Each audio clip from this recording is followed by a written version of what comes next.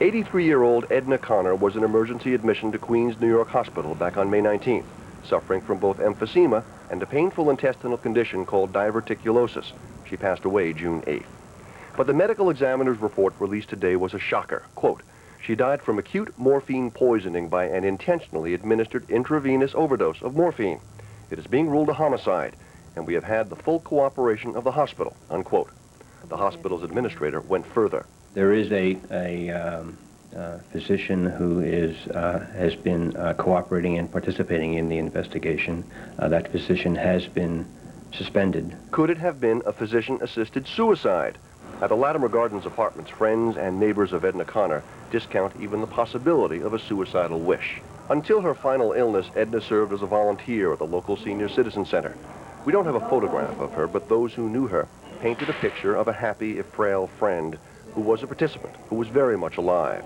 She worked with me. I'd say she worked at least 3 years. As a volunteer. As a volunteer, and a good volunteer. The neighborhood kids knew her and liked her. She used to always say thank you, sweetheart, and stuff like that. She was very nice. And Edna's best friend, a woman named Molly, says Edna's last conversations were animated and optimistic. She'd sit around Molly's apartment and talk about her brother and sister, her last living relatives, and talk about her own hopes for the future. Well, why should she die? She was dying to get well so she can go to Florida. In Florida, her brother and sister, her last living relatives, are still living right now. All right, where does the investigation stand? I spoke a couple of minutes ago with the spokesman for Queens District Attorney Richard Brown. He said we anticipate that all of the evidence, including the ME's report, will be presented to a grand jury, and the grand jury will determine whether criminal charges in this case are warranted. How quickly will all this happen? Very soon, the spokesman said. Reporting live from Queens, this is Mike Taibbi. Back to the studio. All right, thank you, Mike. Another surprising turn today in the alleged terrorist plot to bomb New York City. Authorities now say the George Washington Bridge was also a target for attack. The plan was revealed today at a bail hearing for one of 9 suspects, Mohammed Saleh. Prosecutors also say that Saleh has links to the Palestinian terrorist organization Hamas. A judge today denied bail for Saleh and 2 other suspects. A 9th suspect, Earl Gant, was arrested in Philadelphia yesterday. He's fighting extradition to New York. The number now stands at 13, but police believe there are more victims of misfortune and tragedy at the hands of a suspected serial killer, Joel Rifkin. Channel 2's John Slattery has the latest for us on the investigation. He is live from Farmingdale. John. You may remember that Joel Rifkin admitted to killing 17 women, and with detectives now confirming 13, they may well be on their way to substantiating virtually all of his claims. The investigation of Joel Rifkin is a bizarre numbers game, and the number just keeps on growing. State police investigators have linked 5 more homicide victims to serial murderer Joel Rifkin. That 5, added to the 8 from yesterday, now brings to 13 the number of women's bodies that investigators have now positively linked to Joel Rifkin. This, in fact, makes him the largest serial murderer in New York State history. The 5 additional victims, all unidentified women, were found in New York City. They include 2 bodies, both white, found in Coney Island Creek last July, a white woman found in May of '92 in Williamsburg, an Hispanic found July of '91 in Greenwich Village, and an Asian found in December '91 in East Harlem. Police say that aside from 1 petty larceny arrest, Rifkin was charged only 1 other time for soliciting an undercover policewoman in Hempstead. Police say Rifkin told them the 17 women he killed were all prostitutes, while investigators have now determined that 3 of the victims were not hookers. Most of them were. I would say out of the 13 that we have confirmed, we're safe at saying 10 of them are definitely connected to prostitution. Police are now requesting the public's help in identifying 1 woman believed to be a prostitute whose body was found in the back of Rifkin's truck on Monday. She's described as white, 5'4", 103 pounds, wearing a black skirt, green blouse, a tattoo of a purple rose on her left wrist, and a tattoo of a cross on a leaf or vine on her left hip. Detectives released this photograph of the second tattoo. Police believe the prostitute was picked up around the Williamsburg Bridge. Detectives think the chainsaw and blood-stained wheelbarrow recovered from Rifkin's East Meadow home may be connected to one of the victims whose body was found dismembered. Now, the state police have been conferring with detectives from throughout the tri-state area, trying to determine if Rifkin's killing extend beyond those to which he's claimed. So far, they do not. This is John Slattery reporting live from Farmingdale. Michelle, Ernie. Thank you, John. Thousands of residents in more than 300 New Jersey towns have a foul problem on their hands tonight. It's a garbage strike. New Jersey correspondent Ren Scott has more for us now from Verona. Ren. Well, Michelle, initially we were told that this strike was affecting 15 counties in New Jersey. Now we are told that number is down to 10 counties, but still it is affecting hundreds of communities and thousands of residents in both North and Central Jersey, including the folks here in Verona. Now, all you have to do is take a drive down the streets in these communities and you can see that the garbage is already piling up. And with concerns about health hazards in this summer heat, authorities are recommending that with wet garbage, you double bag it, you throw in a cup of ammonia to control the odor, and then you store it in a very shady and cool place to try to control that odor. Now, this strike began last night at about midnight when Teamsters Local 945 rejected a contract offer because of a dispute over health benefits. And with no new talks scheduled until after the holiday weekend and with hot weather expected, many residents are bracing for the worst. My concerns are 50 diapers a week, plus everything we have here. I don't know if this guy has anything to say, but it can get pretty stinky around the house. So. Why is it a problem going into the summer? I mean, it's going to smell. It's going to smell. And it's going to collect. And it's going to be a problem. And it's going to be a problem. Yeah.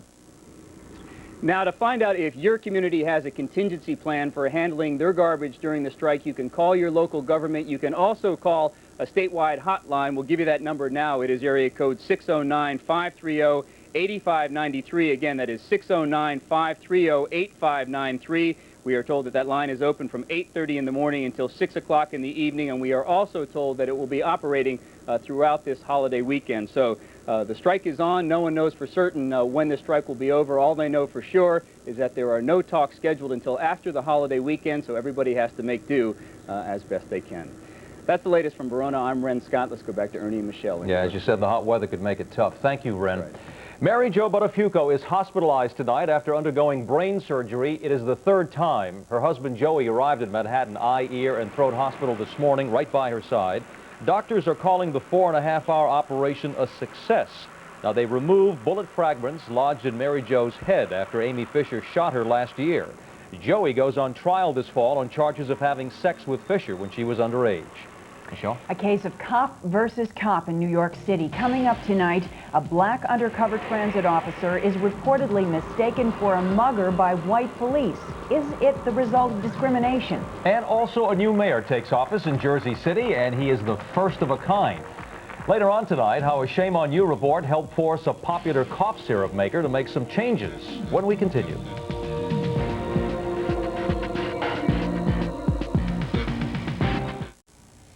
The danger of being a black undercover officer doesn't seem to come only from the wrong side of the law. As Channel 2's Marcia Kramer reports, the TA is once again facing a case of cops versus cops. These pictures are from a new transit police training film prepared after last year's mistaken shooting of black undercover transit cop Derwin Pennell by 3 white cops. Its goal is to help cops recognize brother officers who are undercover. But although the transit police have been using it for a month, it apparently didn't stop a similar mix-up from happening 2 days ago in Brooklyn to another black undercover transit cop, Yusuf Thomas. Officer Thomas and his partner were patrolling at this subway station when they heard shots from the street. They saw a black teenager firing a gun, radioed for help, and gave chase. Officer Thomas stopped the gunman, but at that point, 4 white New York City police officers arrived on the scene. What happened next? Well, Officer Thomas was forced to the ground and handcuffed. Has all of the elements of danger, all of the elements that cause confusion in the field. You have a young male black perpetrator with a gun who is involved in a shootout. The officer who responds is himself a young male black, and then it's very difficult to tell who's the good guy and who's the bad guy. Fortunately, Officer Thomas was unhurt, in part because he'd been through a special undercover training course started by transit police after the Pennell shooting. He was wearing the colors of the day, in this case pink, to identify a plainclothes cop, and he was carrying a radio in his back pocket. Officer Pennell wasn't as lucky. 21 shots were fired at him last November. He still has a bullet in his neck, and he still spends his days in a wheelchair. The Pinnell experience and the recent experience of Officer Thomas has African-American union officials urging their members not to take undercover assignments. No, I don't believe in black police officers should be in plain clothes because, let's face it, it's dangerous out here. Our chief has decided to train our police officers to deal with situations where we come in contact with African-Americans with guns. NYPD and housing has not done so.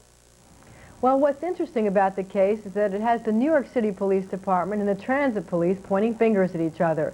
Transit officials say the NYPD should adopt its training procedures, while a spokesman for Police Commissioner Kelly charged that the transit training is so different that the two departments should be merged to create uniformity. Ernie? Okay, thank you, Marcia. For the first time in 75 years, a Republican holds the seat. Jersey City Mayor Brett Chandler took office this morning during the swearing-in ceremony at Liberty State Park. Among the speakers, Governor Florio, GOP challenger Christine Todd Whitman, and former HUD Secretary Jack Kemp. Chandler won the election with 68% of the vote. Jersey City's former mayor, Gerald McCann, is serving prison time on a fraud and tax evasion conviction. 5 Teamsters Union officers are behind bars tonight, charged with racketeering and extortion in connection with the mob. The men were arrested and indicted today, accused of extorting money from construction officials and threatening physical and financial harm. The FBI is calling the suspects economic terrorists. 2 of the defendants are alleged associates of the reputed Gambino crime family. Still to come tonight at 6 o'clock, police seize a huge stash of illegal fireworks as the holiday weekend nears. And next, Frank Field looks ahead to the holiday weekend and what weather we can expect. We'll have the latest forecast in just a minute.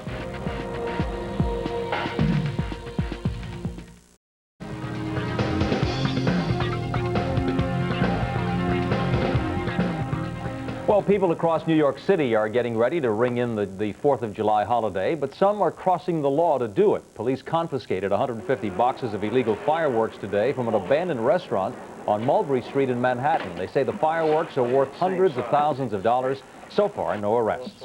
But in Brooklyn, the law was being followed to the letter as Macy's prepares for its 17th annual fireworks display. That dazzling show, by the way, in the sky begins at 9:20, and that'll happen this Sunday night. But will the weather down? Weather will cooperate. It will. I have to, otherwise Worked Arnie will very come hard after on me this, huh? with a shame on you. Yes, and I don't, you know, I yeah, can stay away from him. That would be a terrible thing. Yeah, can you flip the monitor for me so I can see where we're at? Thank you. 79 degrees right now in Midtown. And the high today, that was 84 degrees, so we were just 1 degree above normal. The relative humidity is 56%. The wind is now beginning to shift around to the south or southeast, so it will be a little cool over the weekend to start with, but then quickly warming up tomorrow, because there we are now in that nice dry weather system, so we have a comfortable night ahead of us. But as the warm, humid air begins to push in, that will trigger off some widely scattered showers. Those showers are beginning to move across the Great Lakes ahead of the warm air as it bounces into that nice dry air that covers us now. And when that comes through Friday night, early Saturday, it will then move right out, and with that comes a nice dry southwesterly, I should say moist southwesterly flow of warm, humid air. So for tonight, another pleasant night in store for us. Temperatures in the mid-60s, in the 50s in the outlying areas. Pleasant readings as they have been for the past couple of days, and then we'll begin at 67 early tomorrow morning, and then temperatures will begin to warm up, but with clouds beginning to move in, it won't be as warm. We expect that the high reading tomorrow will be in the low 80s, just about normal or slightly below normal. And then with those clouds, some scattered showers will develop and move through overnight, Friday night into early Saturday. Once we get into that warm, humid, sticky air mass, it will be a typically warm, humid July 4th weekend with readings on Saturday, bouncing into the upper 80s on Sunday and near 90 degrees on July 4th or July 5th, the holiday. Okay, so a not warm bad, weekend. though. Okay, thank you very much, Frank. Coming up next tonight, a Shame on You report brings action from the authorities. Makers of a popular cough syrup agree to some changes after a shameful practice was exposed. The story when we come right back. When a product is billed as new and improved, should you believe it? A Shame on You report showed how the claim was false for one cough syrup, and that report has forced some changes. Arnold Diaz has more now in this follow-up report. Shame, shame, shame, shame on you. 6 months ago, shame on you, blew the whistle on the so-called new and improved Triaminic cough syrup. As we reported, the company had found a way to double the price without most consumers knowing about it. The old Triaminic had a standard dose of 1 teaspoon, but in the new Triaminic, the standard dose is 2 teaspoons because the manufacturer took out half the active ingredient, supposedly to improve the taste. We have reformulated our product, Triaminic, to make it improved and give more value to the consumer. How were they giving more value when consumers now had to use twice as much? The parents who contacted us were not fooled. I think it's a real underhanded way to increase the price. After our broadcast, literally hundreds of consumers wrote angry letters to Sandoz Pharmaceuticals in New Jersey saying shame on you for in effect doubling the price of Triaminic under the guise of improving the product, and without even warning parents about the important change in dosage. Not only did our reports generate hundreds of complaint letters to the makers of Triaminic, but they also helped spur an investigation by New York's Attorney General and the Attorney Generals of 33 other states. That investigation has resulted in a settlement just announced in which Sandoz has agreed to totally change the way Triaminic is marketed and packaged and to pay big dollars. Clearly, this is the worst case of package shortaging that our office has handled, and we've had many cases over the years. It's a serious issue, too, because it involves medicine. Sandoz has agreed to stop claiming the product is new and improved and the dosage more convenient. It has already begun covering over new and improved with a label that warns parents about the change in dosage. It will also stop saying that Triaminic is the #1 pediatrician-recommended cough and cold medicine because it does not have the proof to back up that claim. In addition to agreeing to pay $800,000 in costs and make changes in labeling and advertising, Sandoz has agreed to give refunds or a coupon for a free bottle of Triaminic to people dissatisfied with the new product. I think they should more honestly have called it Triaminic Light rather than new and improved. Shame, shame, shame on you. Now, consumers interested in the refund or coupon offer should call the number or write the address listed on the back of the Triaminic bottle. Sandoz Pharmaceuticals says it did not do anything wrong and only settled with the attorneys general in order to avoid protracted litigation. Ernie? Power of the people, power of the media. Nice work, Ernie. Thank you. Thank you. Let's take a look at some of the stories coming up tonight on Channel 2 News at 11 o'clock. Dana Tyler in the newsroom now with more for us. Dana? Thank you, Ernie. Tonight at 11, we will have the very latest on the desperate efforts to resolve New Jersey's sudden garbage collector strike before it ruins the holiday weekend. Also, will state lawmakers finally make a decision about New York's rent control laws? The latest as a new deadline approaches. That and more tonight at 11. Michelle. Okay, Dana, thanks. Still ahead, Rock Rope with the day's sports news. Well, he's got the story of the Mets. Believe it or not, they are going tonight for their longest winning streak of the season. Stay with us. We have the sports coming up. If you need into our Channel 2 newsroom now of a sniper reportedly in San Francisco on top of a 30-story building. Apparently 5 people have now been hurt. We don't have any further details on the story. We'll give you more as it becomes available. Stay tuned. Now let's check in with the sports and what's going on. Oh, drafting and dealing in the NBA last night, Ernie. The Orlando Magic pulled a major trade out of their hat. They used their #1 pick on Michigan star Chris Webber and then sent him packing to Golden State. In return, Orlando got the Warriors' 3rd pick, Anthony Hardaway. I'm definitely glad to be a Magic player. Nothing to knock Golden State, but I'd rather be playing with Shaquille O'Neal and Dennis Scott and Nick Anderson and all those people down there in Orlando. I have a lot of people in California I'm about to get to know, about to have some fun. That's all. This is a dream come true. Don't take away from my dream come true. This is the NBA. I'm in the NBA. That's all that matters. In that same deal, the Magic also gets 3 future first-round draft picks. Well, with Seton Hall's Terry DeHare going sooner than later, the Nets used their 16th pick on another shooting guard, Rex Walters. That's also got forward John Best with their 36th pick. Instead of staying close to home, Jersey's Terry DeHare is headed cross-country as the LA Clippers beat the Nets to the pick. It would be nice to play for the Nets. That's where all my success came from in Jersey, with Seton Hall and St. Anthony's. And I think that it would have been a perfect situation, maybe a tailor-made for me. Well, they have some family and my friends said they're going to come out there, so I don't think it's going to be a problem as long as you know, I'm getting a chance to play and rebuild and try and help in the rebuilding of this team. Well, the numbers finally came up in the Mets' favor last night as they beat the Marlins 7-1 to post the first back-to-back victory since April. Thank goodness for expansion. Tonight they go for 3 in a row. Oh, boy. A Philly runaway may not be in the cards for the National League East. Today, the Cardinals beat the front-running Phillies to move just 5.5 games out of first. St. Louis pounded. Martina Navratilova's quest for a record 10th Wimbledon title has ended. Hana Novotná knocked her out of the semis today. The other semifinal saw